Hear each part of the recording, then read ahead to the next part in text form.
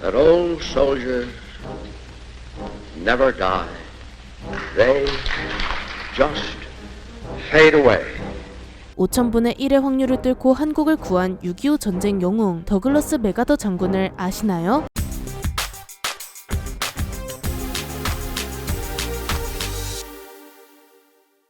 안녕하세요. 지식스토리입니다. 이번에는 1, 2차 세계대전에서 미국의 지휘관으로 싸우고 한국 전쟁에서는 유엔군 총사령관을 맡았던 6.25 전쟁의 영웅 더글러스 맥아더 장군에 대해 알아보겠습니다. 1880년 미국 남부에 있는 아칸소주 중부의 리틀록이라는 도시에서 한 아이가 태어났습니다. 바로 스코틀랜드 이민자 맥아더 가문의 더글러스입니다. 어린 맥아더는 부모님께 많은 영향을 받으며 자라났는데요. 어머니인 메리 핑크니 하디 맥아더는 맥아더에게 자신이 운명의 도구라는 믿음을 주었으며 이후 맥아더는 자신이 운명의 도구이니 숙명을 다할 때까지 신의 보호를 받을 거라 믿고 있었죠. 군인이었던 아버지 아서 맥아더 2세는 남북전쟁 당시 명예훈장을 받은 장교임에도 불구하고 사병들과 함께 훈련받는 참된 지휘관이었으며 아들인 더글러스 맥아더에게 항상 지휘관이 먼저 규칙을 지켜야 한다고 교육했습니다. 어머니의 가치관과 아버지의 군인의 면모를 보고 배운 맥아더는 자연스레 군인이 되리라 마음먹고 미국 육군사관학교 웨스트 포인트에 진학합니다. 맥아더는 부모님의 올곧은 인품을 이어받았는데요. 이에 마음에 없는 말과 행동을 하거나 가식적인 성격을 가진 이들을 굉장히 혐오했습니다. 그래서 그는 항상 교내에 친구보단 적을 많이 두고 있었죠. 한편 맥아더가 재학 중일 때 웨스트 포인트에는 교내 폭력 문제가 엄청났는데 선배 사관생도들이 후배들을 향해 체벌을 빙자한 가혹행위가 만연했고 일부 생도들은 이런 괴롭힘을 견디지 못해 학교를 관두거나 스스로 목숨을 끊어버리는 일까지 발생했습니다. 결국 의회의 청문회까지 열리게 되었죠. 하지만 맥아더는 이런 시련에 굴복하지 않았습니다. 4년의 생도 생활을 하며 늘 최고 점수를 받았으며 1899년 마침내 수석으로 졸업하게 됩니다. 그리고 맥아더는 당시 능력 있는 장교들만 간다는 공병 병과를 받게 되는데요. 이제 군인으로서의 맥아더가 시작됩니다. 맥아더의 첫 발령지는 미군의 점령지였던 필리핀입니다. 이곳에서 필리핀 주군 미군 사령관이었던 자신의 아버지와 극동의 정세를 살피곤 했습니다. 그리고 몇 년 후 1차 세계대전이 발발하게 되죠. 많은 이들이 고통받은 세계대전은 맥아더에겐 성장의 시간이었습니다. 미국이 독일에게 선전포고를 진행하며 본격적으로 전쟁에 참전한 1917년 맥아더 역시 전쟁의 포화 속으로 뛰어들게 됩니다. 이후 용감한 자들 중 가장 용감한 자라는 칭호까지 얻으며 전쟁에서 수많은 공을 세우게 되죠. 1차 대전 동안 무려 7개의 은성 무공훈장을 수훈했으니 맥아더가 얼마나 용맹했는지 알 수 있습니다. 1차 세계대전에서 엄청난 위용을 떨쳤던 맥아더는 종전 후 1919년 최연소로 모교의 교장 자리에도 오르게 됩니다. 맥아더의 최연소 타이틀은 여기서 끝나지 않았는데 1925년엔 최연소로 별을 달았으며 1930년엔 최연소 미 육군 참모총장으로 취임합니다. 하지만 육군 참모총장 시절의 맥아더는 미국 내에서 평이 좋지 않았습니다. 바로 1932년에 일어난 보너스 군대 사건이 그 이유인데요. 전 세계에 불어닥친 미국발 경제 대공황으로 인해 미국은 1차 대전에 참전한 퇴역 군인에게 연금을 지급하지 못하게 됩니다. 이에 수많은 퇴역 군인이 보너스를 지급하라며 워싱턴으로 모여들었고 결국 시위까지 벌이게 됩니다. 육군 참모총장이었던 맥아더는 공산주의자들이 섞여 시위를 조장하고 있다고 판단하고 시위자들을 잔인하게 진압했습니다. 이 사건으로 이미지에 큰 타격을 입게 되죠. 그리고 1935년 맥아더는 자신이 처음 군생활을 시작했던 필리핀으로 돌아가는데요. 이렇게 군인 맥아더의 불꽃은 꺼져가는 듯 했습니다. 하지만 아시아의 강자로 오른 일본이 자신의 꿈을 실현하기 위해 아시아와 태평양에 전쟁을 일으켰습니다. 바로 2차 세계대전의 태평양 전쟁이 벌어지죠. 필리핀 원수로 있었던 맥아더는 자연스레 태평양 전선의 미군 사령관으로 부임했습니다. 그러나 전쟁 초반에 일본은 굉장히 강력했고 그 강력한 미국도 일본에게 밀려 철수하게 됩니다. 어쩔 수 없이 철수하는 맥아더는 이런 말을 남겼는데요. 나는 이곳에 왔으며 다시 돌아올 것이다. 그리고 맥아더는 이 말을 지켜냈습니다. 2차 대전에서 일본이 패망하고 일왕의 항복 문서 조인식에서 맥아더가 연합국 대표로 서명하며 일본의 항복을 받아냈죠. 이후 맥아더는 일본 군정사령관으로 임명되었는데요. 이제 전쟁이 끝났으니 평화가 찾아왔을까요?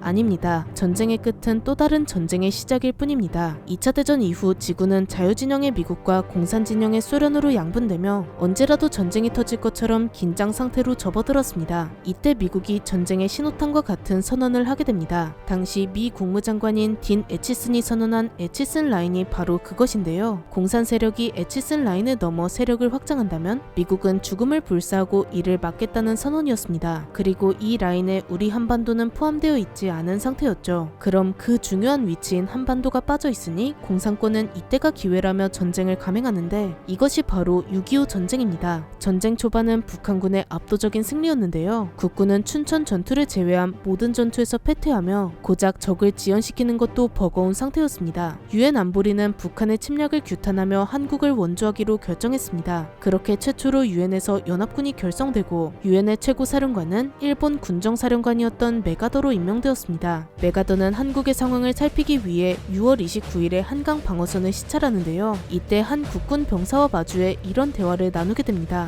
자네는 언제까지 이곳에 있을 것인가? 각하께서도 군인이시고 저 또한 군인입니다. 군인은 명령에 따를 뿐입니다. 직속 상관의 명령이 있을 때까지 여기에 있을 것입니다. 그럼 명령이 없을 땐 어떻게 할 것인가? 죽는 순간까지 여기를 지킬 것입니다. 훌륭하다. 자네의 소원을 말해봐라. 저희는 지금 맨주먹으로 싸우고 있습니다. 적을 깨부술 무기와 탄약을 주십시오. 이 대화는 당시 육군 장성이었던 정일권의 회고록에 있던 기록으로 2013년에 작고하신 6.25 참전용사 고 신동수님이 사흘 동안 굶으며 전선을 지켰지만 밥이 아닌 적과 싸울 수 있는 무기를 달라고 한 일화입니다. 이에 크게 감동한 메가더는 5일만 더 버텨라. 곧 미군을 투입하겠다. 라며 한국을 구하겠다고 마음먹게 되죠. 그렇게 유엔군이 부산에 도착하는데요. 막강한 미군을 필두로 각국의 유엔군이 한반도로 들어왔지만 전세를 뒤집기에는 상황이 너무 암담했습니다. 이에 메가더는 전황을 뒤집을 강력한 카드가 있어야겠다고 판단하고 상륙 작전을 준비하게 됩니다. 처음 상륙을 준비할 때 군산과 주문진도 후보에 있었지만 확실히 전세를 뒤집을 수 있는 곳은 인천뿐이었습니다. 하지만 성공 확률은 겨우 5000분의 1, 정말이지 극악의 난이도를 자랑하는 작전이었는데요. 성공만 한다면 전세를 확실히 뒤집을 수 있긴 하지만 시도하기엔 위험도가 너무 높았습니다. 하지만 메가더는 자신의 의지를 관철했습니다. 성공 확률 1% 미만의 엄청난 도박이지만 나는 그렇게 생각하지 않는다. 우리는 인천에 상륙할 것이며 나는 적을 격파하는 모습을 상상하고 있다. 라며 인천 상륙 작전을 끝까지 밀어붙이죠.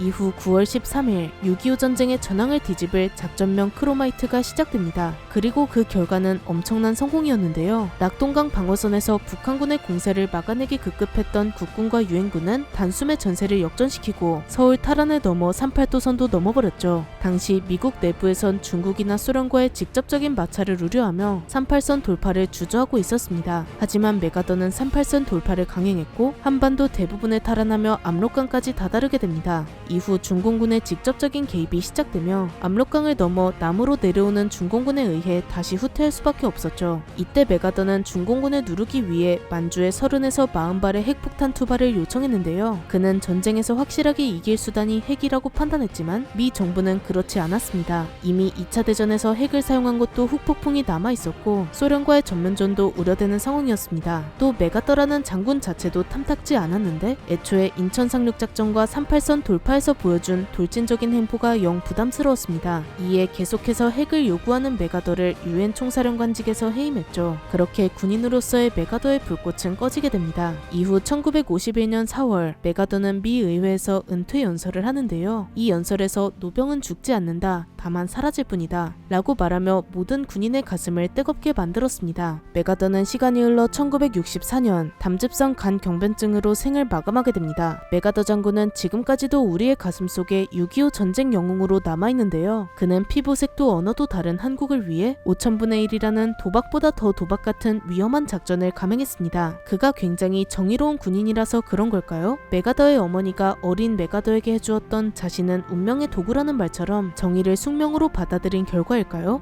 물론 그가 보여준 군인으로서의 활약을 보면 영웅으로 칭송받아 마땅하지만 그게 전부는 아니었을 겁니다. 아마 더 높은 곳을 바라보았을 수도 있는데요. 바로 전 세계의 수장이라고 할 수 있는 미국의 대통령 자리를 원했다는 말도 있습니다. 실제로 메가더는 미국 내에서 굉장히 인기가 많았습니다. 미국의 전쟁 영웅 중 누가 가장 위대하다고 생각하는가? 라는 여론조사에서 2차 세계대전 노르망디 상륙 작전을 성공적으로 이끈 미국의 34대 대통령 아이젠하워보다도 높은 결과가 나올 정도였죠. 이 정도로 메가더는 미국에서 인기가 좋았기 때문에 만약 6.25 전쟁을 확실히 마무리하고 중국과 소련까지 확실하게 누른다면 더 높은 자리에 오르는 것도 충분히 가능했습니다. 가능했을 겁니다. 또 이런 이유로 극악의 확률인 인천 상륙작전을 강행했을 수도 있고 전쟁을 승리로 마치기 위해 만주에 핵폭격을 요청했을 수도 있습니다. 당시 메가더의 속마음이 무엇인진 본인만 알고 있겠지만 의도야 어찌됐든 메가더는 두 차례 세계대전에서 미국을 지켜낸 훌륭한 군인이며 그 절체절명의 위기에서 인천 상륙작전을 통해 한국을 극적으로 구해냈습니다. 우리나라에서 존경받을 위인인 것은 확실하죠. 이렇게 인천 상륙작전을 성공적으로 이끈 6.25 전쟁 영웅 더글러스 메가더에 대해 알아보았는데요. 영상이 유익하셨다면 구독과 좋아요 부탁드립니다. 감사합니다. 지식 스토리였습니다.